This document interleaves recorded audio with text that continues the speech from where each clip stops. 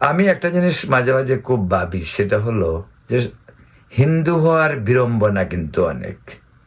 যেমন আজকে আওয়ামী লীগের হওয়ার বিড়ম্বনা অনেক। এখন কিন্তু আওয়ামী লীগও বাংলাদেশের সংখ্যালঘু। মুক্তিযুদ্ধের পক্ষে যারা কথা বলে তারা কিন্তু এখন সংখ্যালঘু। ওদের আর হিন্দুদের মাঝে তেমন কোনো ডিফারেন্স কিন্তু এখন আর নেই। হিন্দু ধর্মীয় সংখ্যালঘু হিসাবে বৈষম্যের শিকার, সেটা সবাই জানে। বাংলাদেশের সরকারগুলি বা বাংলাদেশের প্রধান প্রধান রাজনৈতিক দলগুলি কখনোই স্বীকার করতো না। কারণ তারা স্বীকার করতো না এই কারণে, তাদের দান্দা হইলো আরেকটা। তাদের দান্দা হলো আন্তর্জাতিক সম্প্রদায়, বিশ্ব মানবাধিকার সংস্থাগুলিকে বুঝাবে আর এখানে তো এরা স্বর্গে আছে, একেবারে সম্প্রীতির প্লাবনে দেশ বেসে যাচ্ছে। এটা হলো ওদের আরেক ধরনের দান্দাবাজি। এবং এই দান্দাবাজির জন্য এই বড় বড় রাজনৈতিক দলগুলির শিক্ষাও কি আর কম পেয়েছে?